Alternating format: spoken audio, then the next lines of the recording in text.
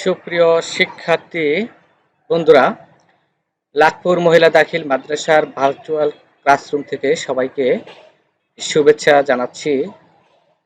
আমি মোহাম্মদ নাজমুল হাসান, সুপারিনটেন্ডেন্ট, লাখপুর মহিলা দাখিল মাদ্রাসা, শিবপুর, নরসিংদী। প্রিয় শিক্ষার্থী বন্ধুরা,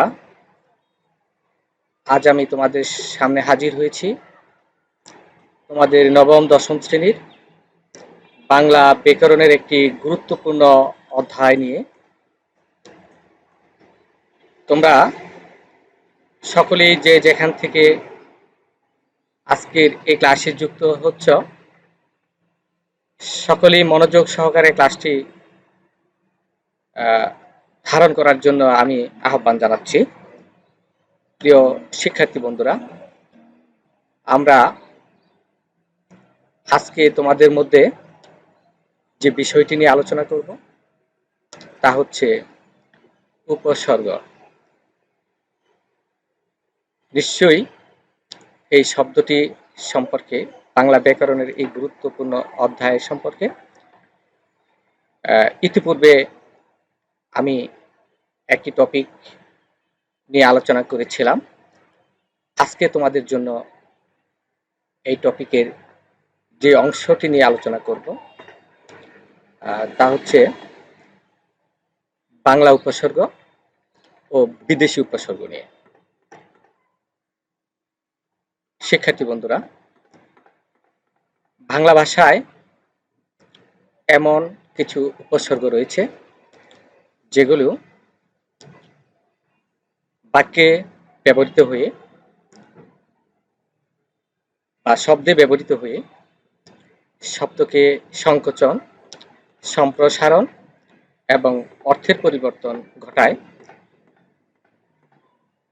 এরকম বিষয়কে বাংলা ব্যাকরণের পরিভাষায় আমরা উপসর্গ বলে থাকি।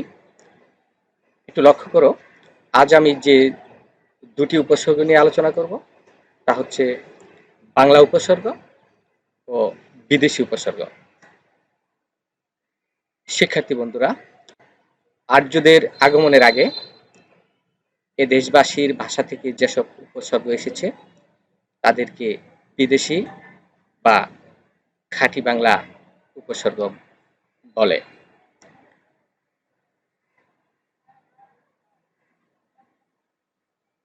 আমি আবারও বলছি, আর্যদের আগমনের আগে এ দেশবাসীর ভাষা থেকে যেসব উপসর্গ এসেছে এদেরকে দেশি বা খাঁটি বাংলা উপসর্গ বলে। আর এই খাঁটি বাংলা উপসর্গগুলি হচ্ছে অ, আ, অঘা, অজ, অনা, আন, আর, আব, ইতি, উন, কদ, কু, নি, পতি, ঘি, হর, রাম, স, সা, সু, হা। মোট 21টি উপসর্গ রয়েছে। অন্যদিকে লক্ষ্য করো, আরবি, ফার্সি, ইংরেজি, হিন্দি, উর্দু ইত্যাদি ভাষার বহু শব্দ বাংলা ভাষায় আছে। সেসব ভাষার উপসর্গকে বিদেশি উপসর্গ বলে। আমি আবার বলছি যে বিদেশি উপসর্গ হচ্ছে আরবি অর্থাৎ বিদেশি ভাষা থেকে আরবি, ফার্সি, ইংরেজি, হিন্দি, উর্দু ইত্যাদি ভাষার বহু শব্দ বাংলা ভাষায় আছে। সেসব ভাষার উপসর্গকে বিদেশি উপসর্গ বলি। আর এরকম বিদেশি উপসর্গগুলি হচ্ছে, লক্ষ্য করো, যেমন কার, দর, না, নিম, ফি, বদ, বে, বদ, ব, কম, আম, খাস, লা, ঘর, ফুল, হাফ, হেড, সাপ, হর। এর সংখ্যা অনির্ধারিত, কারণ বিদেশি অসংখ্য শব্দ আমাদের বাংলা ভাষায় ব্যবহৃত হয় তার সুনির্দিষ্ট কোনো সংখ্যা নির্ধারণ করা সম্ভব হয়নি। শিক্ষার্থী বন্ধুরা, আমরা আজকে এই বাংলা উপসর্গ এবং বিদেশি উপসর্গ নিয়ে একটু বিস্তারিত আলোচনা করার চেষ্টা করব। এসব উপসর্গের অর্থ বাচকতা নেই, কিন্তু অর্থ দ্যোতকতা আছে। আর এই উপসর্গগুলির যে সকল শব্দ আমরা ব্যবহার করি তা আজকে আমি এখন তুলে ধরব। যেমন অমর, আজীবন, প্রজন্ম, পরিভ্রমণ, উপকূল। লক্ষ্য করো শিক্ষার্থী বন্ধুরা, অমর এই শব্দটির পূর্বে অ উপসর্গ যুক্ত হয়ে অমর হয়েছে। আজীবন শব্দটির পূর্বে আ উপসর্গ যুক্ত হয়ে আজীবন হয়েছে। প্রজন্ম শব্দটির পূর্বে প্র উপসর্গ যুক্ত হয়ে প্রজন্ম হয়েছে। পরিভ্রমণ শব্দটির পূর্বে পরি শব্দ যুক্ত হয়ে পরিভ্রমণ হয়েছে। উপ শব্দের অর্থ কুল শব্দের অর্থ পূর্বে উপযুক্ত হয়ে উপকূল হয়েছে। আমরা তাহলে বলতে পারি যেসব ধ্বনি বা ধ্বনি সমষ্টি ধাতু বা শব্দের পূর্বে বসে নতুন শব্দ গঠন করতে পারে সেসব ধ্বনি বা ধ্বনি সমষ্টিকে উপসর্গ বলে। উপসর্গের প্রধান বৈশিষ্ট্য হলো এদের কোনো অর্থবাচকতা নেই, কিন্তু অর্থ দ্যোতকতা আছে। প্রত্যেকটি উপসর্গ মূলত এক ধরনের শব্দাংশ বা শব্দাক্ষর। এরা কোথাও পৃথকভাবে ব্যবহৃত হয় না, কিংবা এদের নিজস্ব কোনো অর্থও নেই। এরা কেবল ধাতু বা শব্দের পূর্বে যুক্ত হলেই অর্থ প্রকাশের ক্ষমতা অর্জন করে।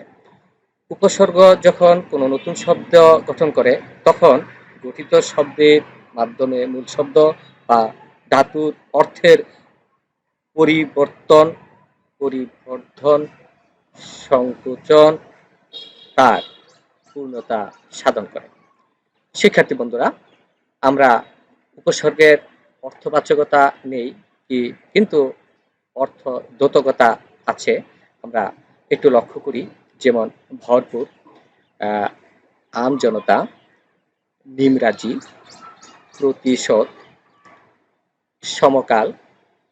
একটু লক্ষ্য করো যে দুপুর তার পূর্বে ভর শব্দটি যুক্ত হয়ে ভর দুপুর হয়েছে, ভর উপসর্গটি যুক্ত হয়ে জনতা, তার পূর্বে আম শব্দটি যুক্ত হয়ে আম জনতা হয়েছে।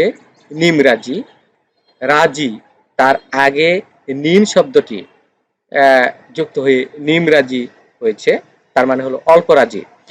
প্রতিশোধ, শোধ শব্দের পূর্বে প্রতি উপসর্গ যুক্ত হয়ে প্রতিশোধ হয়েছে। কাল শব্দের পূর্বে সমযুক্ত হয়ে সমকাল হয়েছে।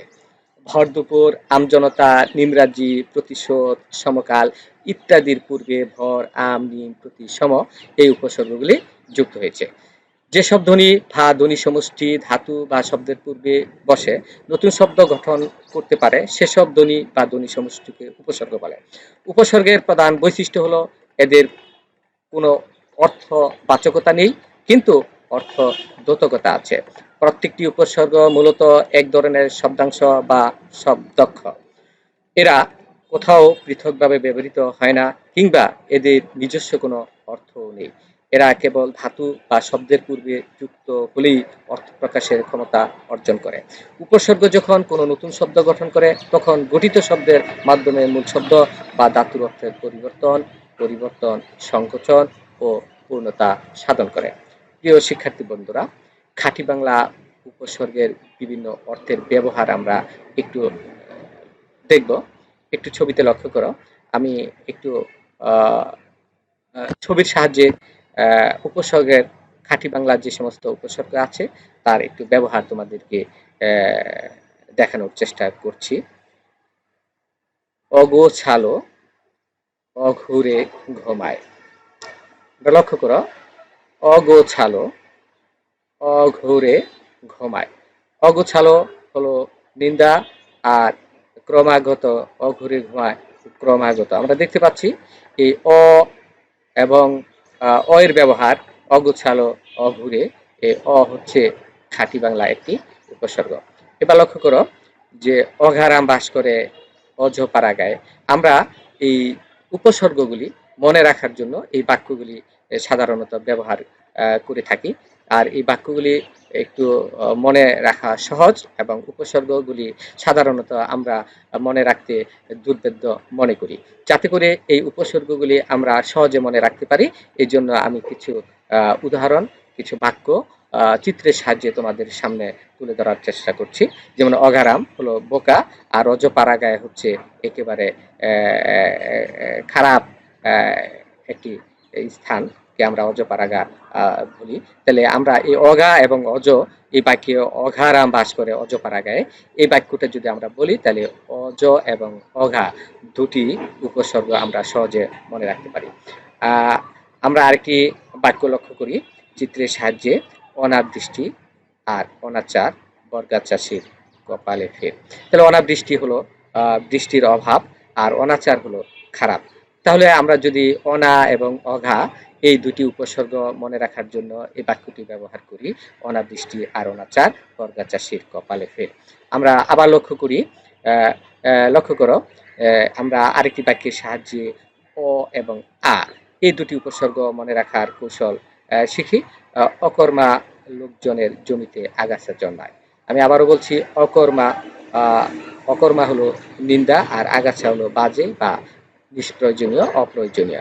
অকর্মা লোকজনের জমিতে আগাছা জন্মায়। অ এবং আ এই বাক্যে আমরা দুটি উপসর্গ ব্যবহার দেখেছি, এবং সহজ মনে রাখার একটি কৌশল আমরা আয়ত্ত করতে পেরেছি। আনো মনে বসে শুধু সময় নষ্ট করো। তাহলে এই যে আনস উপসর্গটি মনে রাখার জন্য আমরা এই বাক্যটি ব্যবহার করতে পারি। অন্যদিকে আব এবং পদ এই দুটি উপসর্গ আমরা এই বাক্যের মাধ্যমে মনে রাখতে পারি। আব ডালে কদবেল ধরেছে। অন্যদিকে আরেকটি বাক্য লক্ষ্য করো, পাতিহাস এবং পাতিলেবু। এই পাতি উপসর্গটি ক্ষুদ্র অর্থে ব্যবহৃত হয়। লেবুর আগে পাতি লেবু, হাঁসের আগে পাতিহাঁস, আমরা অনেক সময় পাতি নেতা ইত্যাদিও বলে থাকি। তাহলে পাতি একটি উপসর্গ। লক্ষ্য করো, বিদেশ যেতে বিকল গাড়িতে সবই বিফল হলো। তাহলে বি উপসর্গটি আমরা ব্যবহার করার ক্ষেত্রে বিদেশ যেতে বিকল গাড়িতে সবই বিফল হলো। এখানে বিদেশ হলো অন্য দেশ, আর বিকল হলো নষ্ট, আর বিফল হলো ব্যর্থ। আমরা আরো কিছু বাক্য লক্ষ্য করি বিদেশি উপসর্গের বিভিন্ন অর্থের ব্যবহার। বিদেশি উপসর্গ আমি পূর্বেই বলেছি যে বিদেশি সকল ভাষা থেকে আগত যে সমস্ত উপসর্গ আমরা বাংলা ভাষায় ব্যবহার করি, সেগুলিকে আমরা বিদেশি উপসর্গ বলে থাকি। আমি এখানে তোমাদেরকে আরবি এবং ফার্সি উপসর্গ নিয়ে একটু আলোচনা করতে চাচ্ছি। যেমন আম, খাস, লা, গড় এগুলি হলো আরবি উপসর্গ। আমরা যখন আরবিতে যেমন আম জনতা, সাধারণ জনতাকে বোঝানোর জন্য আমরা আম শব্দ ব্যবহার করি, সেটা হলো আরবি উপসর্গ। খাস মহল, একটি বিশেষ মহলকে বোঝানোর জন্য খাস শব্দটি আমরা ব্যবহার করে থাকি, এটাও আরবি উপসর্গ। খাস মহল মানে একটি বিশেষ জায়গা, বিশেষ বোঝানোর জন্য।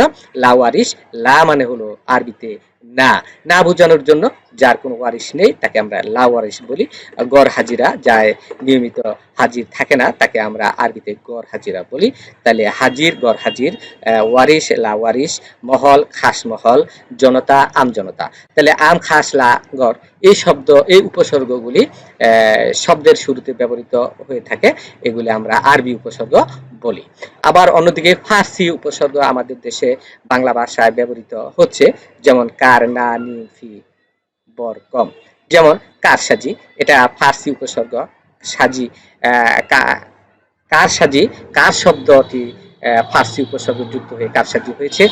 নারাজ, রাজ শব্দের আগে না শব্দটি, না এটা ফার্সি উপসর্গ, না যুক্ত হয়ে সেটা অসম্মতি অর্থে ব্যবহৃত হচ্ছে।